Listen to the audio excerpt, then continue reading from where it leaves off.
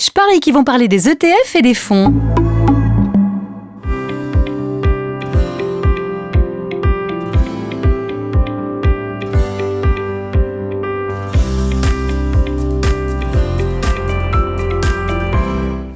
Bonsoir à tous et à toutes et bienvenue à ce nouveau webinaire de MeDirect. Je suis Gilles Koens, je suis le responsable pour les produits d'investissement auprès de MeDirect et je serai votre modérateur pour ce soir. Ces derniers jours ont une fois de plus montré comme les tensions géopolitiques peuvent avoir un impact sur les marchés.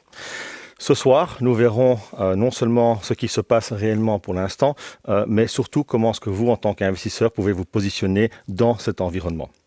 Pour l'analyse économique, nous aurions Étienne de Calataille, économiste et chief economist de Arcadia Asset Management. Ensuite, nous irons auprès de Julie Libert de BlackRock iShares pour aborder les perspectives et la complémentarité entre la gestion active et passive. Sans plus tarder, passons auprès de Étienne.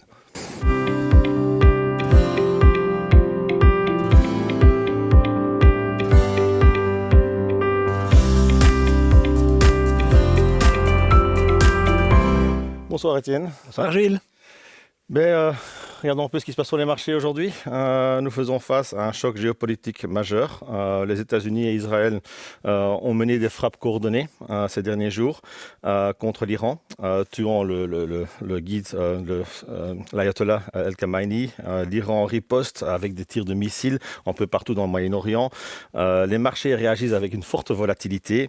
Comment les investisseurs doivent interpréter cette escalade aussi soudaine et quels éléments doivent-ils se concentrer pour l'instant? Si on regarde les choses, non pas du point de vue du politologue, mais de l'investisseur, le critère numéro 1, à mes yeux, c'est celui de l'évolution des taux d'intérêt et donc en amont de l'inflation.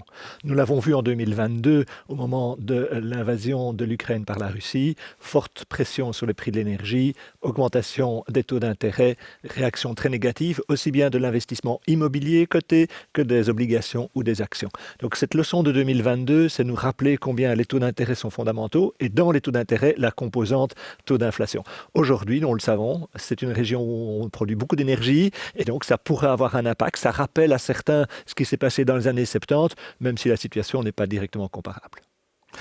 Et voyez-vous plutôt aussi le mouvement qu'on voit aujourd'hui sur les marchés est aussi un mouvement, je dirais, de panique par les investisseurs. Est-ce que c'est fondé ou non fondé? Pour moi, c'est excessif. Prenons l'une ou l'autre bourse. Pourquoi est-ce que la bourse japonaise viendrait à perdre ce qu'elle a perdu ces derniers jours, alors que l'impact, même s'il devait y avoir une perturbation durable du commerce international, ne serait pas de nature à justifier une telle baisse? Ce n'est que si nous étions dans un scénario du pire, avec un usage d'armes de destruction massive, qu'une telle baisse se justifierait. Donc, à mes yeux, nous sommes déjà aujourd'hui dans une surréaction. Mais bien entendu, c'est tributaire de l'analyse politique que l'on fera. Est-ce qu'il y a un risque d'embrasement ou non? À ce jour, ça me semble excessif de penser en ces termes-là, et c'est pourquoi je serais tenté de parler d'une surréaction des marchés.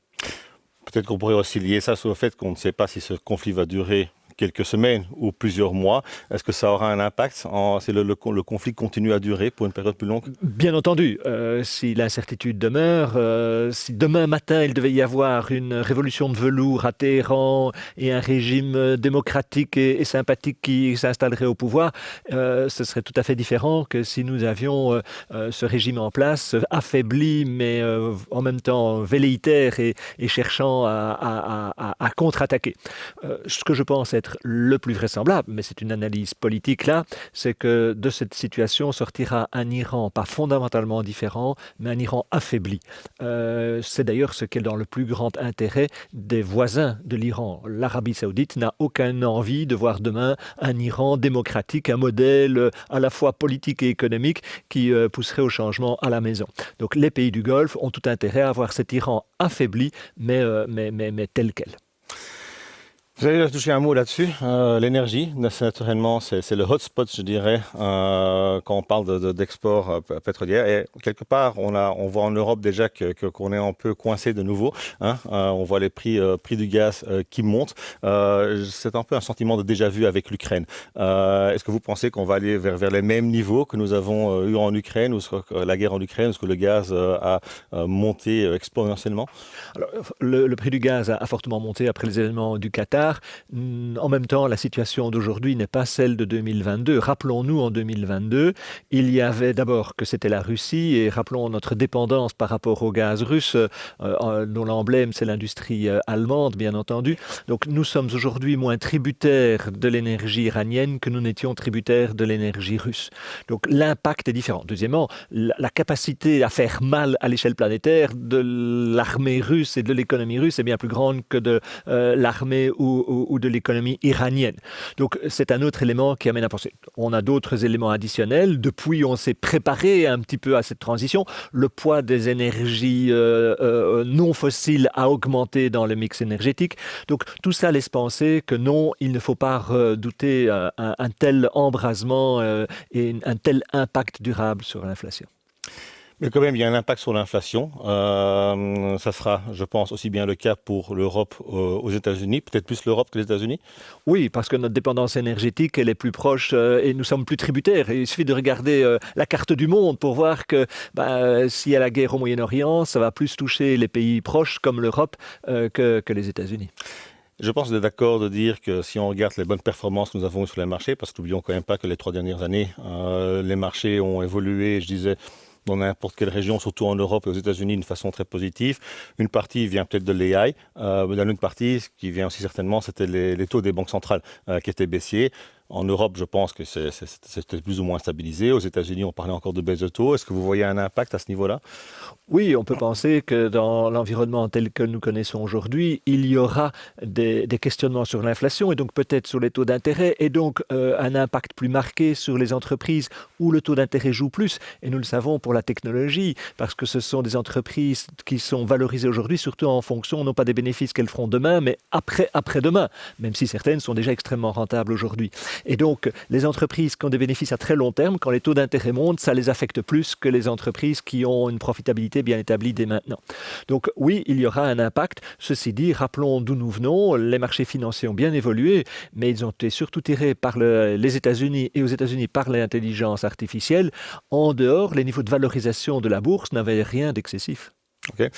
Parlons aussi, parce qu'on se base souvent sur les taux court terme, donc ce que nous impacte aussi dans nos carnets d'épargne, dans nos carnets de dépôt en soi. Ceux-là, ils avaient bien baissé les dernières années.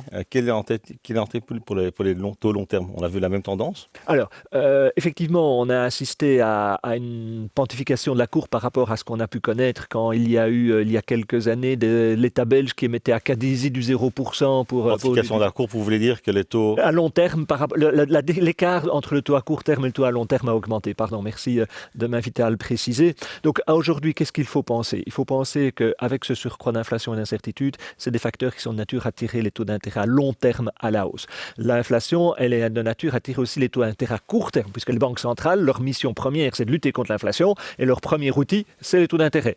Si je veux lutter contre l'inflation, je dois remonter les taux d'intérêt. Et ça marche, on l'a vu quand elles ont eu à le faire en 2022-2023. Ceci étant dit, nous savons que par ailleurs, nos États restent extrêmement endettés et que nos États ne seraient pas à même de faire face à des taux d'intérêt à long terme très très élevés.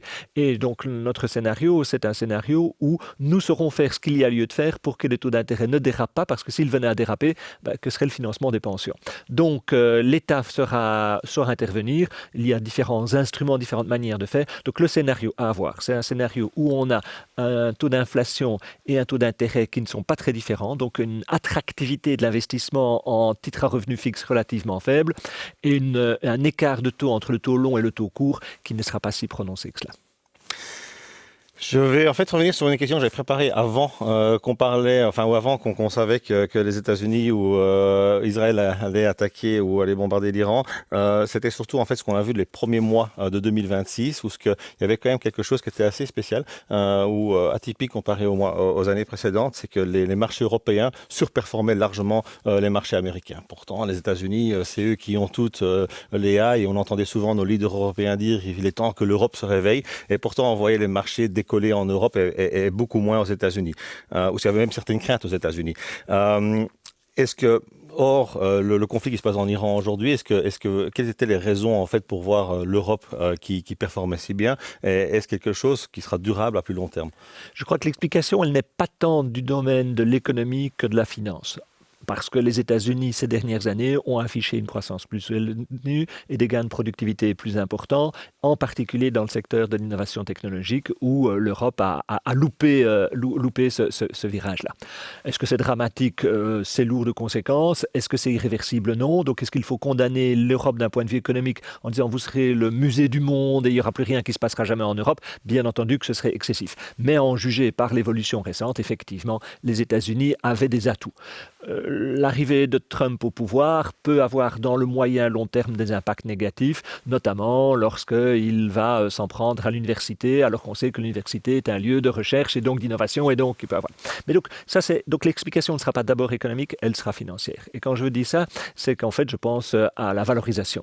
Si on a eu une telle surperformance aux États-Unis en 2024, c'était tiré par le secteur de la technologie, avec peut-être des anticipations excessives. Il faut ici bien faire la distinction entre une innovation comme l'intelligence artificielle dans son point de vue économique et son point de vue financier. Vous pouvez avoir une très bonne une innovation spectaculaire sur le plan économique, mais que ce ne soit pas un bon investissement. Le bon exemple, c'est le train au 19e siècle aux États-Unis. Le train a été une très bonne chose pour l'économie américaine, mais une très mauvaise pour ceux qui ont investi dans les rails aux États-Unis au 19e siècle.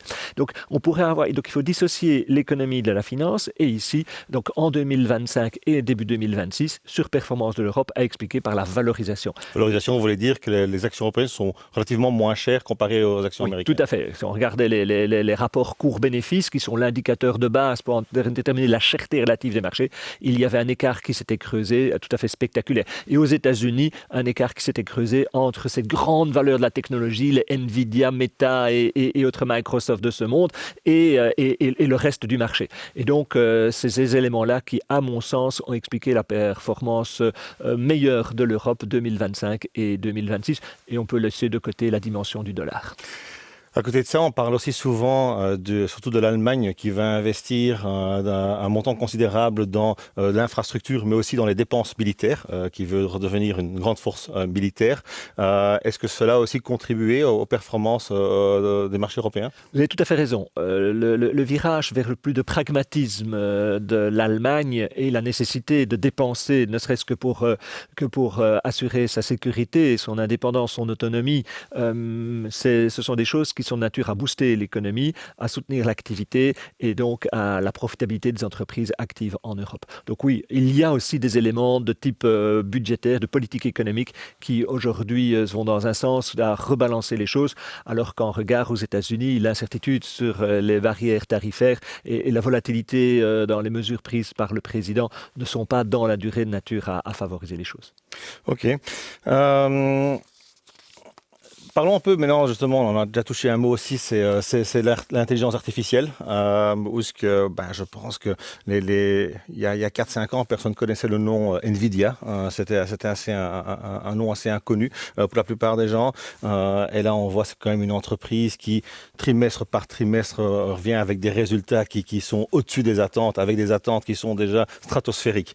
Et quand même, ce qu'on a vu dernièrement, c'est que Nvidia, qui venait avec des résultats qui étaient surprenants, quand même, on voyait une baisse de l'action. Est-ce que c'est quelque part les premiers signes de craquement qu'on voit dans l'histoire de l'intelligence artificielle? Je pense que c'est le signe d'une prise de conscience qu'on peut avoir une évolution technologique majeure sans que pour autant il n'y ait que des gagnants et des gagnants à coup sûr. Quand il y a une mutation de l'économie comme nous la connaissons maintenant du fait de l'intelligence artificielle, eh bien il y aura des gagnants Mais peut-être qu'il n'y en aura pas à la mesure de l'innovation. Peut-être que demain, il y aura une pression sur les marges bénéficiaires de ces entreprises technologiques. Aujourd'hui, on ne l'imagine pas, mais quand on voit ce qu'elles doivent dépenser, les Google et les autres, pour être dans la course à la technologie, il y a d'abord une certitude, c'est les dépenses d'investissement stratosphériques qu'elles font, et il y a en regard de cette certitude une incertitude, est-ce que ce sera rentable? Et donc, aujourd'hui, on voit que cette course à la dépense d'investissement, elle se comprend, elle dynamise l'économie, mais elle amène l'investisseur à devoir se poser des questions sur la nécessaire diversification de son portefeuille, qui avait eu tendance, du fait de la super performance des entreprises, à devenir, sans même qu'ils le sachent réellement, de plus en plus un portefeuille technologique.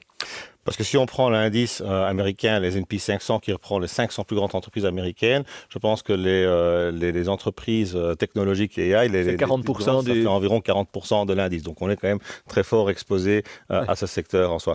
Les autres craintes qu'on a vues autour de l'AI, ce qui était assez surprenant, c'était les craintes les derniers jours que l'AI pourrait remplacer l'humain dans l'économie. Ça aussi, ça a fait, je dirais, quelques pressions à la baisse sur les prix de ces actions. Est-ce que c'est quelque chose qui est fondé, d'après vous? Alors, le rapport entre l'homme et la technologie, il a, j'ai envie de dire, depuis bien longtemps été ambigu. Quand il y a eu les premiers métiers à tisser, il y a eu des révoltes contre les métiers à tisser, on en a détruit.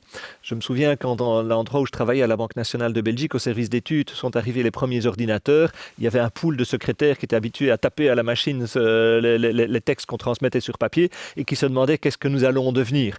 En fait, des craintes sur l'emploi liées à la mutation technologique, c'est ancien, ça a de tout temps existé et en fait, elles sont compréhensibles, mais il ne faut pas s'y arrêter. Tant mieux d'une certaine manière si nous parvenons à remplacer certains emplois par des machines. Ça va libérer du temps pour faire autre chose ou pour, entre guillemets, ne rien faire. Ce n'est pas que je souhaite une société de l'oisiveté où personne ne travaillerait plus, mais je pense qu'il y a tellement d'autres besoins dans notre société qui ne sont pas rencontrés. Une étude récente de la Commission européenne demandait aux entreprises, aux PME, c'est quoi votre premier problème? Vous pourrez penser, c'est la fiscalité ou ce sont les réglementations. Non, pas du tout. Leur premier problème, et de très loin le premier, c'était la difficulté de trouver des collaborateurs. Donc, dans ce monde-ci, un monde de vieillissement démographique, je pense que ces craintes par rapport à l'emploi, il faut les entendre, il faut les accompagner, mais il ne faut pas s'y arrêter. Ok, merci beaucoup. Passons un peu, on a pas mal parlé de risques, mais parlons un peu des opportunités aussi, car malgré les tensions géopolitiques qui existent, ou bien les craintes sur l'intelligence artificielle, en fait, quand on regardait les données macro, les indicateurs macroéconomiques ces derniers temps, ils étaient plutôt positifs. Et en ce moment-ci, où voyez-vous en fait les opportunités? Comment voyez-vous en général, je dirais, la confiance que les investisseurs ou les entreprises ont dans l'économie? Alors, pour nous, le contexte économique, sans être super rose, et il y a plein de questions à se poser, la croissance économique, la conjoncture va être bonne. Pas génial, mais quand on a une croissance de l'économie mondiale d'un bon 3%, eh bien c'est bien, il faut s'en contenter. Il faut surtout savoir que par rapport à la croissance démographique qu'est la nôtre, que ce soit en Europe ou même aux États-Unis, vous savez, aujourd'hui, en Belgique, comme on se parle, il y a plus de personnes qui quittent le marché du travail qu'il y a de gens qui entrent sur le marché du travail du fait de l'évolution démographique. Donc, on n'aura plus une croissance de 3, 5, 10% en Belgique du fait de cette évolution. Donc ça se comprend. On a plutôt des bonnes nouvelles parce que, notamment du fait de l'intelligence artificielle, on peut espérer que les gains de productivité soient plus prononcés. Donc, des inquiétudes sur l'économie et la croissance économique, la transition environnementale, me direz-vous, ça va. Mais en fait, non, ça va stimuler l'investissement, ça va nous forcer à investir, à avoir une autre agriculture, à avoir d'autres modes de déplacement, à isoler nos maisons. Ce sont des facteurs d'activité tout autant que de crainte à avoir. Donc nous avons un contexte économique qui est porteur. Et dans ce contexte, un élément extrêmement important pour l'investisseur, c'est, oui, mais quelle est la part du gâteau qui va revenir aux entreprises? Et on le voit, cette part du gâteau, elle a eu plutôt tendance à monter et ça ne va pas changer. Et dans le gâteau de ce qui revient aux entreprises, il y a la part de ce qui revient aux entreprises cotées en bourse. Et là, c'est encore mieux. Les entreprises cotées en bourse, et en général les grandes entreprises, et ces derniers temps, qu'est-ce qu'on a vu? Ça a plutôt été leur fête. Elles ont un pouvoir de négociation, ce qu'on appelle un pricing power, qui fait que leur rentabilité, et on a vu des croissances de la profitabilité des entreprises cotées aux États-Unis, l'année dernière, plus 13%, l'année d'avant, c'était encore un chiffre, c'était c'était plus de 10%. Donc tout ça va dans le sens. Donc dans ce contexte-là, l'investissement en actions reste favorable pour peu qu'on ne soit pas non plus trop investi dans des entreprises et des secteurs très valorisés. Et donc, pour répondre à la question, là où on voit des opportunités, c'est dans le monde de l'investissement à risque, plutôt en dehors des États-Unis et notamment en Europe et dans les pays émergents. Dans les pays émergents, qu'est-ce qui peut justifier ce chois? Parce que là, justement, on a eu aussi quelques années de sous-performance, surtout la Chine, qui s'est réveillée assez tard, je pense, des lockdowns Covid, la crise immobilière. Est-ce qu'on voit des signes de stabilisation ou est-ce qu'il y a d'autres marchés émergents à explorer? Alors, la Chine, c'est un point important, c'est environ un tiers des marchés émergents. Donc, si ça va mal en Chine, difficile d'imaginer que les marchés émergents dans leur ensemble iraient bien, même si la situation du Brésil et celle de la Chine, c'est pas vraiment la même chose, ne serait-ce qu'en fonction des ressources naturelles dont les pays disposent. Donc, il faut avoir une vue globale des pays émergents. Cette vue globale, elle est positive. Non pas, on entend souvent l'argument, c'est parce qu'il y aura plus de croissance là-bas. En fait, le premier argument, c'est un argument de cherté du marché. Et en fait, aujourd'hui, les actions des pays émergents sont moins chères que les actions des pays développés, et en particulier les États-Unis. Et c'est ça qui doit nous amener à y penser lorsque l'on investit. Voilà, pour une plage plus globale. Je pense que vous serez d'avis à dire que la volatilité, elle sera encore présente en 2026 et plus que dans 2025. La volatilité, donc c'est les changements quotidiens sur la bourse. Quels seraient vos conseils pour un investisseur aujourd'hui? Quelle est la posture qu'il devrait prendre? Comment est-ce qu'il doit faire face à cette volatilité qu'on voit aujourd'hui? La première chose, ne pas vendre dans la panique. Ou bien se dire, l'investissement un peu à risque n'est pas fait pour moi, et alors je vends et je n'y reviendrai plus. Mais se dire, oh, je vais maintenant tout vendre, me mettre à l'abri et je rachèterai meilleur marché, non. Parce que quand vous aurez vendu, avant de se dire quand est-ce que je vais revenir dans le marché, les marchés auront monté de 30 ou de 40%. Donc en fait, ne vendez pas, sauf si vous devez arriver à la conclusion que ce n'avait pas été bon pour vous de vendre et que vous n'avez pas le profil, l'appétence au risque qui est minimale requise pour investir en action. Donc ça, c'est la première chose que je dirais, ne vendez pas dans la panique. La deuxième chose que j'aime dire, c'est la différence. Je rebondis là-dessus, on dit souvent qu'en fait les meilleurs jours boursiers viennent après les plus mauvais. Exactement. Et donc on ne les anticipe pas. Et donc, rater ces jours-là, en fait, vous met hors jeu pour pouvoir récupérer les pertes. Exactement. Et donc, en fait, pour l'investisseur, il ne doit pas tellement avoir peur d'acheter trop cher. Ce dont il doit avoir peur, c'est de vendre trop bon marché. Et c'est parce que c'est ce que l'histoire financière nous enseigne. Donc, première chose, ne pas vendre dans la panique. Deuxième dimension, la diversification. Aujourd'hui, il y a ces événements politiques majeurs au Moyen-Orient, avec des ondes de choc qui vont de l'Europe jusqu'au Japon, mais partout dans le monde aussi, bien entendu. Donc, la diversification géographique, sectorielle, thématique, ça reste extrêmement important. Et troisième élément... Diversification, peut-être que je rebondis là-dessus aussi. Peut-être que les derniers temps, on s'est fort précipité sur les États-Unis, vu que c'était en fait le marché qui fonctionnait le mieux. Est-ce que c'est peut-être un moment que chacun doit regarder son portefeuille et voir en fait comment est-ce qu'il est exposé et s'il n'est pas trop exposé sur un marché? Exactement. En fait, beaucoup de personnes ont un portefeuille qui est investi en fonction de la capitalisation boursière mondiale. Et donc, vous avez tendance, les États-Unis performent bien, leur poids augmente, donc je vais augmenter le poids. Et donc, vous avez tendance à automatiquement augmenter ce qui a bien performé. Alors que l'enseignement de la finance est plutôt que d'être un petit peu contrarian head, il faut plutôt chercher à investir dans ce qui a relativement bon marché. Il ne faut pas rattraper un couteau qui tombe, on se blesserait à la main, dit le dicton anglais. Mais en attendant, plutôt chercher à acheter bon marché qu'à acheter cher. Et c'était le troisième point que j'avais envie de faire, et merci pour me permettre de faire le lien. C'est en fait, aujourd'hui, la diversification n'est peut-être plus tellement ce que l'on croit qu'elle était. Vous dites, je diversifie, je vais acheter le marché américain. Ah oui, mais vous achetez le S&P 500, par exemple. Voilà, vous achetez le S&P 500. Ça, je suis dans 500 valeurs, je suis bien diversifié. Oui, mais non, parce qu'en fait, comme vous l'avez dit, ça fait 40% du marché dans quelques entreprises d'un secteur dont on sait qu'ils sont très corrélés, parce que ces entreprises technologiques, les uns sont fournisseurs des autres, c'est une mauvaise nouvelle pour l'un. C'était différent il y a 10 ans? C'était moins le cas. Donc, on a eu des périodes de très grande concentration des marchés. Donc, c'est pas la première fois dans l'histoire financière. Mais à ce stade-ci, aujourd'hui, oui, c'est à un niveau.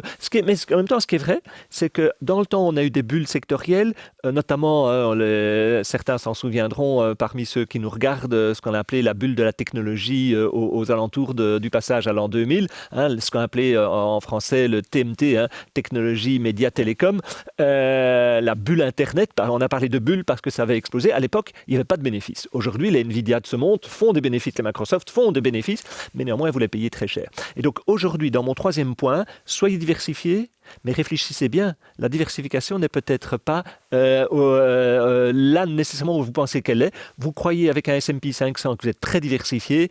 Oui, mais non, parce qu'il y a énormément de technologies dans les S&P 500 aujourd'hui. Peut-être un dernier point, c'est qu'aujourd'hui, on a une croissance où les Belges ont découvert les ETF, qui sont des instruments qui sont très flexibles et qui peuvent donner une exposition très rapide au marché, mais qui sont souvent passifs, qui répliquent un indice. Et c'est un moment, aujourd'hui, où on voit peut-être des tensions géopolitiques et des pays qui évoluent d'une autre façon, de repenser à la gestion active, donc au fonds de placement traditionnel. Oui. L'évolution des marchés financiers de ces, je vais dire, dernières années est de nature à plutôt plaider en faveur de la gestion active. Pourquoi? Parce que nous avons une évolution différenciée des performances entre entreprises. Vous avez quelques entreprises qui ont super bien performé, qui sont devenues des géants, et on les a cités, les Magnificent Seven, mais est-ce qu'ils sont 7 ou 8 ou plus? Mais donc, on a ces entreprises-là, et aujourd'hui, en fait, ces entreprises sont valorisées nettement plus que le reste du marché. Si vous regardez ces 7 grands par rapport aux 493 autres du S&P 500, vous avez des écarts de valorisation qui sont extrêmement marqués. Et donc, en fait, aujourd'hui, être indexé, être passif, c'est en fait être biaisé vers ces entreprises qui sont relativement chères, et c'est négliger celles qui sont au bon marché. Donc, le contexte d'une hétérogénéité dans les performances boursières et dans les valorisations est un contexte qui doit nous amener à revoir le poids plutôt en faveur de la gestion active. Et peut-être aussi pour les fonds, je dirais, multi-assets ou mixtes, où en fait aussi bien les obligations et les actions se trouvent dedans, vu qu'aujourd'hui, quand j'en vous entends parler des taux, ça semble quand même assez compliqué. Oui, ce sera compliqué. De la poche obligataire, il ne faut pas attendre une belle augmentation du pouvoir d'achat. On va recevoir une rémunération nette de frais, de taxes, qui en regard du taux d'inflation ne sera pas très généreuse. Donc, si vous pensez que c'est avec ça que vous pourrez vous payer votre maison de repos, malheureusement, ça risque d'être un petit peu court. Merci beaucoup, Étienne. On vous verra plus tard pour les questions-réponses. Et on va passer maintenant chez iShares BlackRock avec Julie Libert.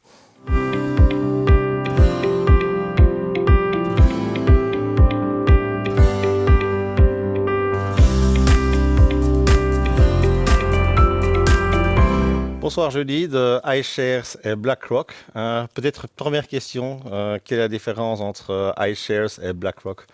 Donc, bonsoir Gilles. Alors, BlackRock est un gestionnaire d'actifs et a différentes marques. Et iShares est une marque de BlackRock qui, en fait, reprend toute notre franchise qui compose les produits indiciels, que ce soit les ETF ou les fonds indiciels. Ok, voilà. Donc ça, je crois que ça peut déjà éclaircir la double marque qui se trouve sous votre nom. Nous venons d'entendre les vues d'Étienne Calatay. Je voudrais voir si BlackRock et iShares, si vous êtes alignés à ça ou s'il y a des différences ou quelles sont vos vues pour les mois à venir. Alors, donc il est vrai que les investisseurs aujourd'hui ont quand même beaucoup de questions, que ce soit au niveau de l'inflation, au niveau des taux d'intérêt, au niveau de l'intelligence artificielle, au niveau des risques géopolitiques. Mais on voit que globalement, les investisseurs restent investis. Et alors notre BlackRock Investment Institute, qui est un bureau d'études qui énonce nos grandes lignes directrices, a notamment rédigé les grandes lignes pour l'année 2026. Et ils ont vraiment rédigé ça sous 3 piliers. Et l'idée derrière ces 3 piliers, c'était d'avoir quelque chose qui est sur le long terme. Donc, ce n'est pas du tout des grandes lignes qui sont à court terme, mais c'est vraiment sur le long terme. Et pour amener de la robusteté, de la solidité au portefeuille. Alors, quelles sont les 3 grandes lignes? La première, c'est la croissance. La deuxième, c'est le revenu. Et la troisième, c'est la résilience. Alors, qu'est-ce que je veux dire par la croissance? Donc, la croissance, c'est via la technologie, l'intelligence artificielle, mais avec de la diversification. Donc BlackRock voit vraiment l'intelligence artificielle comme quelque chose qui va transformer notre économie, mais selon nous, il faut voir plus loin que les Nvidia de ce monde. Je pense que vous en avez déjà discuté avec Étienne juste avant. Donc on voit en fait l'intelligence artificielle selon 3 grands blocs. Le premier bloc qui est investir dans l'intelligence artificielle. Donc ça veut dire quoi? C'est les semi-conducteurs, ce sont également les supercomputers, mais également les modèles qui permettent l'intelligence artificielle, donc les modèles sophistiqués. Et donc ça, c'est voilà, les titres qui ont déjà bien performé, mais donc qui peuvent être également très volatiles. Le deuxième point, c'est investir autour de l'intelligence artificielle. Donc c'est ce qui permet en fait que l'intelligence artificielle, elle fonctionne. C'est l'infrastructure, je pense notamment au data center, c'est aussi l'énergie, puisqu'on sait que l'intelligence artificielle, elle est très énergivore, et donc il faut notamment des investissements dans tout ce qui est énergie plus durable. Et puis le troisième point, c'est investir au-delà de l'intelligence artificielle. Donc on pense que l'intelligence artificielle va avoir un impact également sur des entreprises qui ne sont pas technologiques. Je vais donner deux exemples par rapport à ça. L'intelligence artificielle, en fait, en médecine, elle va amener du progrès, elle va aider à ce qu'on puisse détecter des maladies de manière plus rapide. Et donc, normalement, soigner les patients de manière également plus rapide ou de pouvoir tout simplement les soigner. Un autre point, c'est plutôt les financières. Je veux dire, la détection de fraude pour les banques, c'est quelque chose qui est très important et l'intelligence artificielle, elle va permettre de détecter la fraude de manière plus rapide. Donc ça, c'est vraiment le premier point, la croissance via l'intelligence artificielle, mais avec de la diversification. Le deuxième point, c'est le revenu, ou ce qu'on appelle en anglais l'income. Donc pendant des années, les taux d'intérêt étaient très bas et donc il n'y avait pas de revenus qui étaient possibles de cela. Aujourd'hui, il y a quand même un peu plus de revenus et donc on voit le revenu au sein d'un portefeuille pour que celui-ci amène, je dirais, de la souplesse et de la résistance au portefeuille. Et donc, avec ce revenu, qu'est-ce qu'on va pouvoir avoir? Avoir un matelas, je dirais, par rapport aux grandes périodes de volatilité, être vraiment dans une approche long terme, donc voir à long terme, et aussi un peu se détacher de ce qu'on appelle le market timing. Donc, est-ce que j'investis au bon moment, oui ou non? Et donc, en amenant ce revenu, ça permet de se détacher un peu de ça. Et alors, le troisième point, c'est la résilience. Et donc, en ces grandes périodes de volatilité, avoir une approche portefeuille et intégrer des classes d'actifs qui sont plus résilientes, ça a aussi son intérêt. Donc, un exemple, c'est l'or. On sait que l'or, c'est pas quelque chose qui génère des profits, comme une classe d'actifs, comme une entreprise qui va générer... Voilà, il n'y a pas... Exactement. Par contre, le prix de l'or, il fluctue. Et ce qu'on a remarqué, c'est que généralement, le prix de l'or, il fluctue de manière différente par rapport aux actions mondiales. Et donc, intégrer de l'or au sein du portefeuille, eh bien, ça permet aussi d'amener plus de stabilité au portefeuille, en tout cas. Un autre point, c'est le taux de change. Donc, on sait que, surtout nous, investisseurs en euros, l'année 2025 n'a pas été forcément très agréable, puisque le dollar s'est déprécié par rapport à l'euro. C'est-à-dire, on n'a pas vu les mêmes rendements en Europe qu'aux États-Unis. Voilà. On a vu les S&P monter de plus de 10%. Par contre, nous, en Europe, on n'a pas fait la même chose à cause de l'effet de devise. Voilà, on était plutôt aux alentours de 6-7% avec l'effet de devise. Et donc, ce qu'on voit de plus en plus, c'est les gérants qui intègrent des parts couvertes, donc hedgées. Et ça permet, en fait, même si ça n'annule pas complètement le risque, ça permet de réduire le risque de change. Et donc, notamment avec les ETF, il y a moyen toujours d'acheter la part hedgée vs la part classique. Donc, ce qu'on veut dire par là, c'est qu'il faut être conscient de ces risques et prendre en compte ces risques pour pouvoir gérer au mieux son portefeuille à long terme. Donc, vraiment avoir cette approche portefeuille. J'avais déjà posé la question à Étienne Calatay, mais en fait, c'est vous l'expert pour la prochaine question. C'est gestion active et passive. Je pense que tout le monde en parle. Enfin, on voit ça assez souvent sur plusieurs sites en soi. Qu'est-ce qu'il faut choisir finalement, l'actif ou le passif? Alors, avant de... Et d'abord, ce que c'est. Oui, avant de dire ce que BlackRock pense par rapport à ça, moi, j'aime toujours bien prendre un peu de recul et expliquer, mais c'est quoi, en fait, la gestion active et c'est quoi la gestion passive? Donc, la gestion active, si j'essaye de simplifier, c'est on va avoir un gérant qui va vouloir battre l'indice, vouloir faire mieux que le marché. Et donc, pour ça, il va prendre des paris je dirais des paris sur base de données qualitatives ou quantitatives, donc une analyse plutôt fondamentale, ou bien sur base de modèles statistiques, par exemple. Et donc ça, évidemment, ça a un coût plus important, puisque il faut bien payer le gérant, il faut payer ses analystes. Et à côté de ça, et le gérant, il va prendre ces paris qui vont parfois être bons, et donc il va faire mieux que le marché, et parfois moins bien que le marché. Là où la gestion passive, qu'est-ce qu'on veut ? On veut faire la même chose que le marché. On veut avoir la moyenne. On ne veut pas faire mieux, on ne veut pas faire moins bien. Et alors, si je peux faire une petite note par rapport à ça, donc chez BlackRock, à Shares, on n'aime pas du tout le nom gestion passive. On préfère utiliser le mot indiciel, parce que pour nous, déjà, choisir un indice, en fait, c'est déjà faire un choix actif, puisque le S&P 500, c'est les 500 plus grosses entreprises, MSCI World, c'est le monde développé. Donc voilà, on prend déjà un choix actif. Et je pense qu'en fait, quand on parle de l'actif, souvent on parle de surperformer un indice. Par contre, je pense qu'on peut aussi mettre la partie risk management qui est dedans. Car là aussi, dans la gestion active, je suppose que vos analystes ou vos gérants font attention. Est-ce qu'une action envers l'autre peut avoir un autre effet risque ? Oui, donc au niveau de la gestion active, évidemment, le gérant, il va toujours faire en sorte d'être aligné avec le risque qu'il promet en fait dans son fonds. Et donc, il va le rebalancer plus rapidement et il va faire des choix.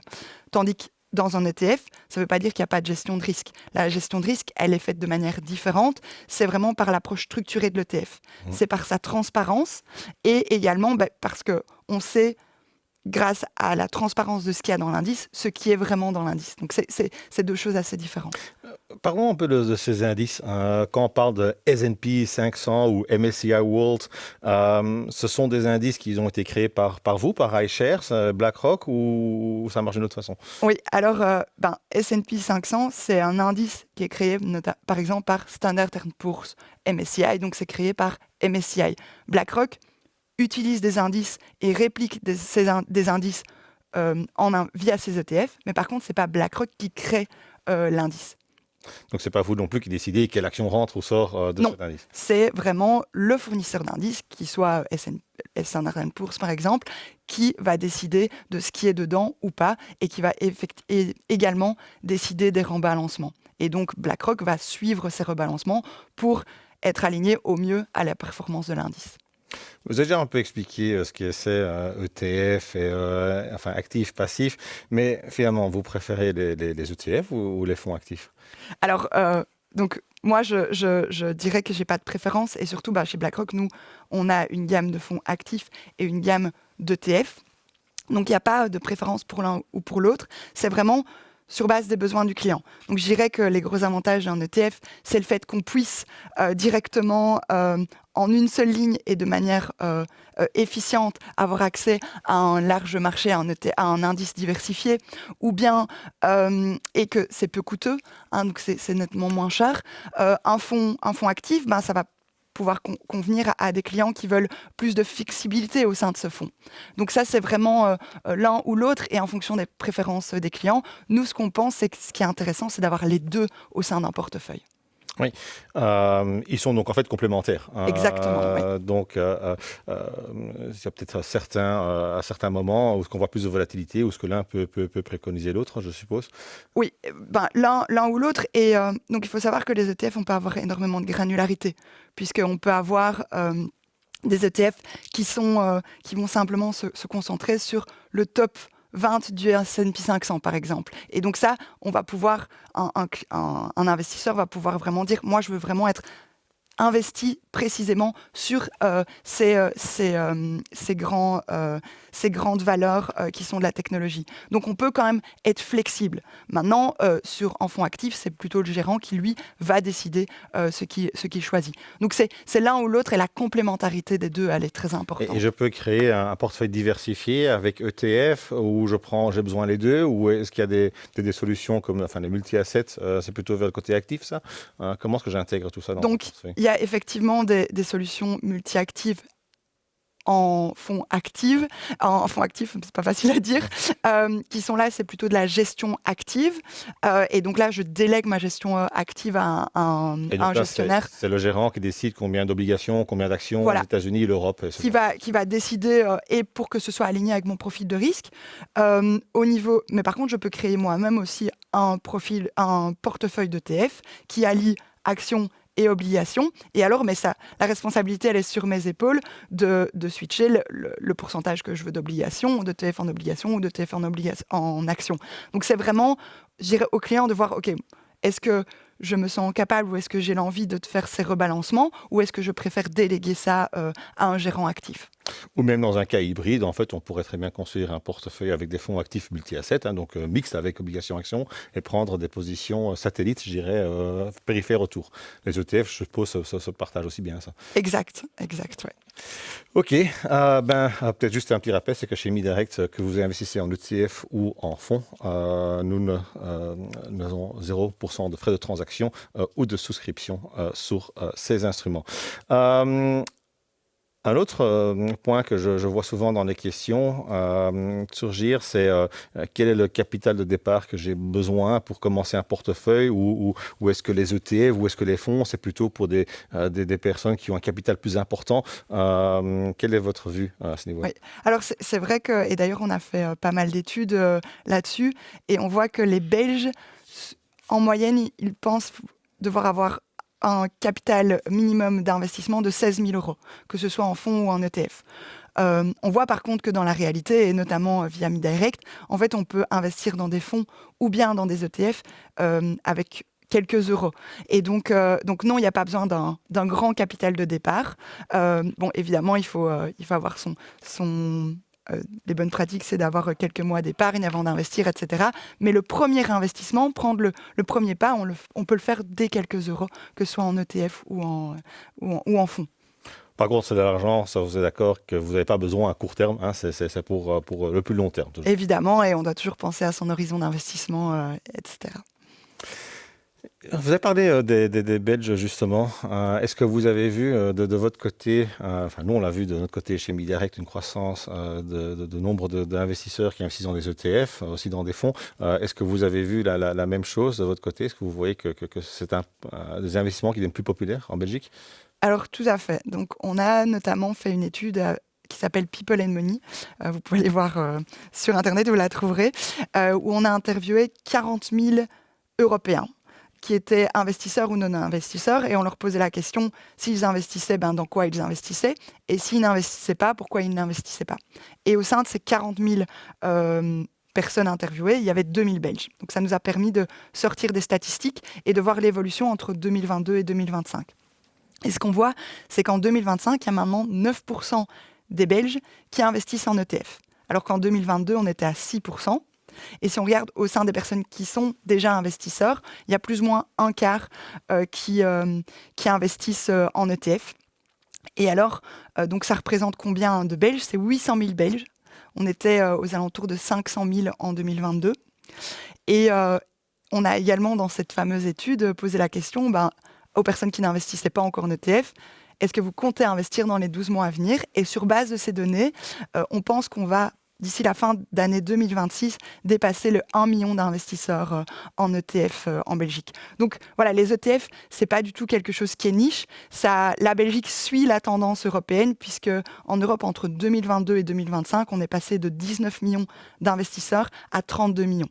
Donc on voit vraiment que le train est en marche. C'est avec un léger retard, donc en fait on est en train de rattraper notre retard en Belgique. Oui, voilà, donc c'est vraiment, cette tendance, elle a vraiment, c'était l'Allemagne qui sont vraiment en avance là-dessus, mais on voit que des pays comme la Belgique, la France, l'Italie sont en train de rattraper. Et c'est grâce à quoi? C'est surtout grâce la catégorie de population qui est entre 25 et 45 ans. Et on voit également que les femmes rattrapent le retard. Justement, on va s'il y a des gens qui se posent maintenant la question, je ne suis pas encore investi, je devrais investir. Est-ce un bon moment d'investir? Je crois que c'est une question que pas mal de nos clients se posent, qui écoutent pour l'instant. Dois-je commencer à investir aujourd'hui? Alors oui, et surtout, avec tout ce qui se passe aujourd'hui, on a toujours plein de raisons de ne pas investir. Et donc, je dirais qu'il n'y a jamais de mauvais moment pour investir, et je pense que c'est la même chose qu'Étienne a dit. Mais ce qui est important, de comprendre et de garder en tête, c'est que ne pas investir, c'est également avoir un risque. Et donc la Banque centrale européenne, elle a notamment émis une statistique que si on a une inflation de 2%, ce qui est plus ou moins ce qu'on voit pour le moment, 10 000 € aujourd'hui, eh bien dans 5 ans, on aura perdu 1 000 € de pouvoir d'achat. Donc on aura perdu 10% de pouvoir d'achat. Donc si on veut garder le même pouvoir d'achat tout au long de sa vie, en fait, il est important d'investir. Et donc, je dirais que c'est un risque de ne pas investir, qu'il faut sauter le pas, mais évidemment, toujours le faire avec son horizon d'investissement en tête, les risques qu'on peut prendre, etc. Et je pense que vous confirmez aussi ce qu'on a peut-être déjà dit avec Étienne, c'est que rester investi ou ne pas paniquer est quand même assez important. Donc, quand on commence, autant être sûr qu'on sait supporter des risques. Oui, voilà, exactement. Donc, il faut être conscient du risque que l'on prend. Et comme vous l'avez déjà dit, mais en fait, généralement, les meilleurs jours de bourse suivent les pires jours. Donc, c'est vraiment important de rester investi pour profiter de ce rebond. Et je pense surtout qu'en fait, le carnet d'épargne aujourd'hui, le dépôt, ne couvre pas vraiment l'inflation, à moins que vous avez vraiment le meilleur carnet. Donc là aussi, je pense que c'est plutôt à long terme qu'il faut regarder sa performance annualisée. Oui, évidemment. Et donc, c'est vraiment ce que j'essayais de dire au début aussi également avec les Investment Direction de BlackRock, c'est qu'on a toujours cette vue long terme, parce que une vue court-termiste, c'est très difficile de savoir, de timer le marché, d'essayer de battre le marché, et donc d'être dans cette vue long terme et rester investi. Ça nous permet d'avoir de belles perspectives pour le futur. Merci beaucoup en tout cas. Je vais peut-être encore rappeler quelques principes quand même que nous avons chez MidDirect. Tout d'abord, je vous ai parlé de notre tarification qui est 0 pour les ETF et pour les fonds. Nous avons aussi une page dédiée avec iShares sur notre site internet. Donc si vous allez sur le site internet de MidDirect et vous allez dans la partie section ETF, vous allez aussi trouver une page que nous avons construite ensemble avec iShares. Et vous trouvez aussi une section des ETF les plus tradés ou les plus échangés auprès de MidDirect, ainsi que notre sélection de fonds actifs qui se trouvent sous les fonds sur notre site internet. Je vais inviter maintenant le professeur de Kalatay qui va nous rejoindre pour les questions-réponses.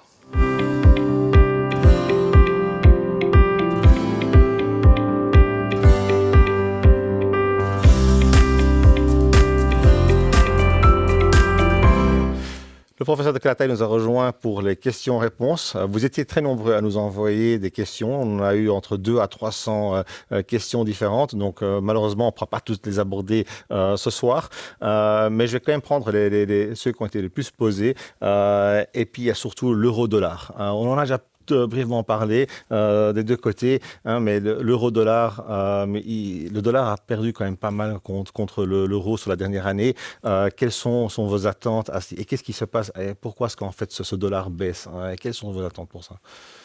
Les économistes se trompent souvent et ils se trompent en particulier quand il s'agit de faire une prévision de taux de change. Donc la modestie s'impose. Il y a une théorie économique qui domine, c'est ce qu'on appelle la parité de pouvoir d'achat, qui veut que le taux de change soit tel que ça vous coûte autant de vous approvisionner chez vous que ce que ça ne vous coûterait d'aller faire vos courses à l'étranger. Alors, bien sûr, on n'imagine pas prendre l'avion pour aller faire son shopping aux États-Unis et revenir, mais c'est ça l'idée. Et si on se base là-dessus, eh bien le dollar devrait encore se déprécier un petit peu, jusqu'aux alentours de 1,30 $ pour 1 euro. D'un autre côté, il y a la question, dans un environnement d'incertitude qu'est le nôtre aujourd'hui, c'est la dimension de valeur refuge. On entend cette expression à propos du franc suisse, parfois à propos de l'or, que sais-je. Mais est-ce que le dollar est un refuge, oui ou non? Oui, à certains égards. Par rapport au conflit au Moyen-Orient, le dollar apparaîtra comme un refuge. Mais avec le locataire actuel de la Maison-Blanche, l'incertitude dans la politique qui est menée, est-ce que c'est encore réellement un refuge? Est-ce que des pays comme la Chine ou la Russie ne vont pas avoir intérêt à se dédollariser, à quitter le dollar? De tout quoi il résulte qu'il vaut mieux pour l'investisseur européen de garder une prudence par rapport au dollar, parce que c'est en euros qu'il dépensera pour sa maison de repos, pour donner un coup de pouce financier à ses enfants, que sais-je. Et donc, aujourd'hui, le bon scénario, ça reste d'être modérément exposé au dollar. Dans le domaine des actions, c'est pas trop grave, parce que si le dollar se déprécie, même les actions américaines, quand je traduis payé en euros, ça vaut moins. Oui, mais du fait de l'appréciation du dollar, ces entreprises américaines seront plus compétitives. Et donc, je prends un bête exemple, mais si le dollar baisse, les Tesla vont devenir plus attractives pour nous, pour prendre un exemple. Donc, on a cette dimension-là, mais globalement, un peu de prudence par rapport au dollar se justifie à nos yeux. Et je pense que ce que vous avez dit aussi, avec les parts hedgées que vous proposez. C'est vraiment ça. Je pense qu'on rejoint tout à fait de dire que c'est très difficile d'avoir une vue sur ce que sera le dollar ou le taux du euro-dollar dans le futur. Mais le meilleur moyen de ne pas prendre ce risque, ou en tout cas de diminuer le risque, c'est de choisir des parts hedgées. Et comme ça, on diminue ce risque. On a vu sur la dernière année, surtout le prix de l'or monter. Il y a aussi le prix de l'argent à certains moments qui a fait des sérieux bons, et les matières premières en général. C'est aussi une question que j'ai vue de pas mal de nos clients. C'est quelles sont vos attentes en fait pour ces matières premières.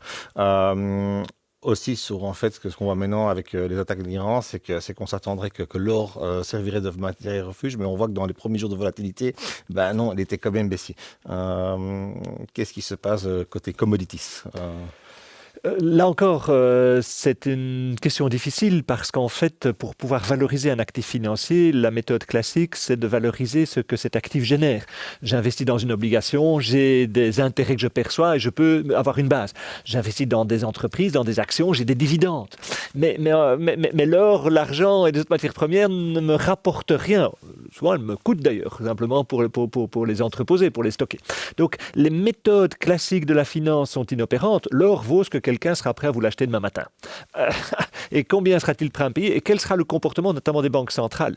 Si aujourd'hui nous avons des banques centrales qui, en Chine, en Russie, cherchent à se protéger plutôt que de prêter de l'argent aux États-Unis en investissant dans des obligations émises par les États-Unis, mais vont acheter de l'or, c'est des questions pour lesquelles on sait qu'on ne sait pas.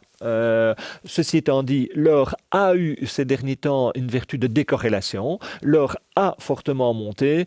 Est-ce que c'est le moment aujourd'hui d'investir en or?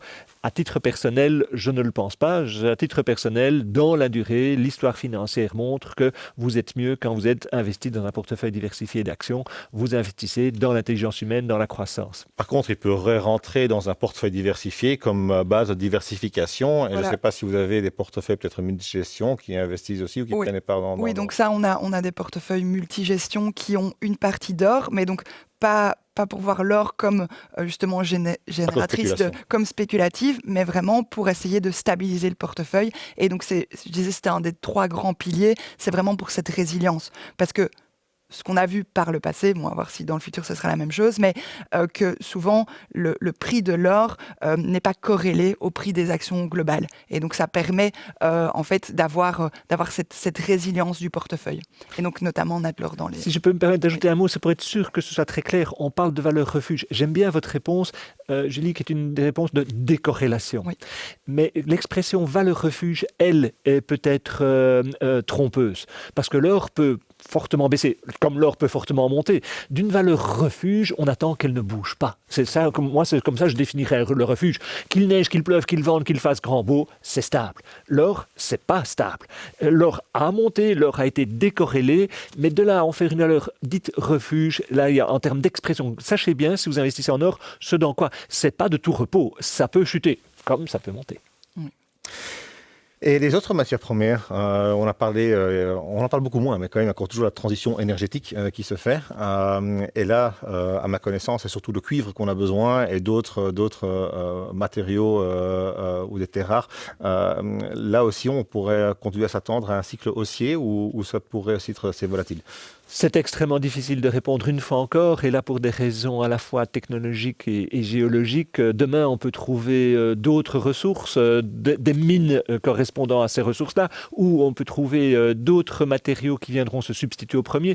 Regardez les évolutions en matière de batterie. De quoi sera composée la batterie de nos voitures dans 15 ans? Il y a une certaine prudence à avoir.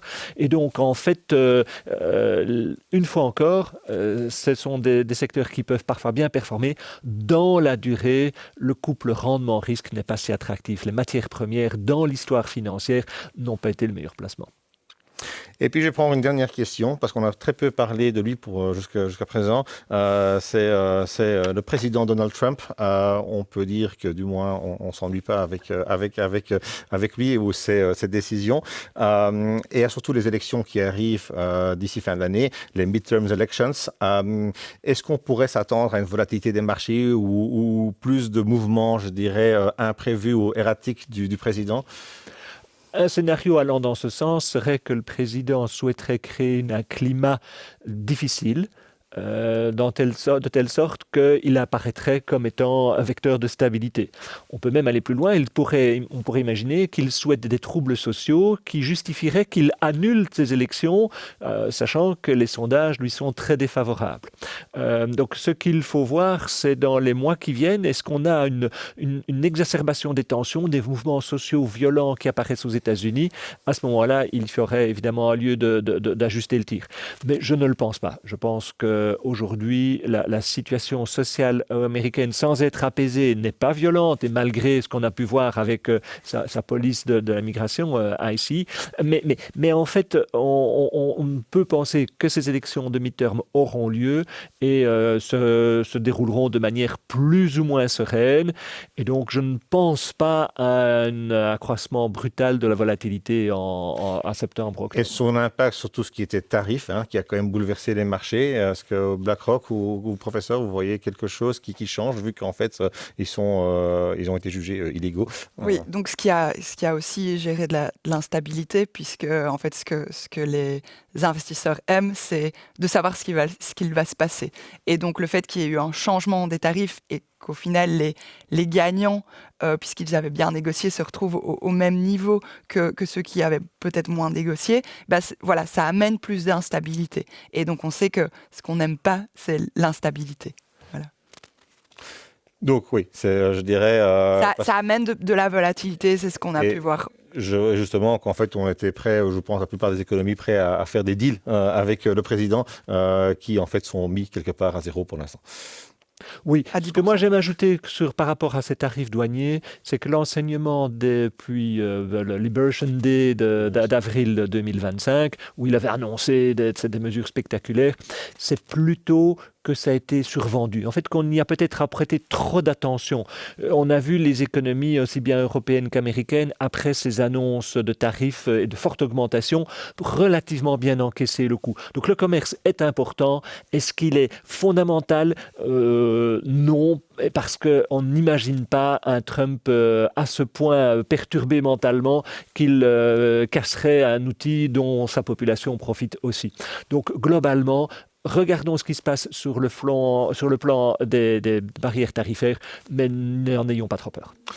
Et puis je pense que de toute façon, le président, même s'il a souvent l'air d'être without boundaries, sans contraintes, il y a peut-être quand même aussi la réalité de la dette américaine et du taux d'intérêt qui monte en fonction de ces mouvements. Tout à fait. Ça le freine. Ça le freine. Et les marchés financiers, au sens large, quand après cette fameuse annonce début avril 2025 de tarifs douaniers spectaculaires, il y a eu des turbulences sur le marché financier, il n'a pas fallu une semaine pour qu'il fasse une inflexion. C'est quelque chose que vous avez vu aussi, vous avez adapté vos stratégies à ce moment-là? Oui, donc tout dépend des stratégies, mais c'est vrai qu'il y a des stratégies où on a pu directement reprendre du risque, et ce qui a très bien performé pour les stratégies.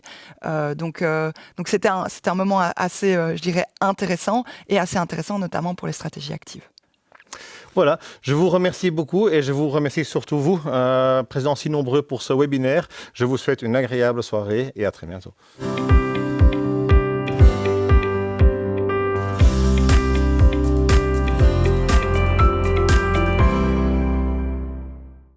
Alors, ils ont encore parlé d'ETF et de fonds? J'en étais sûre.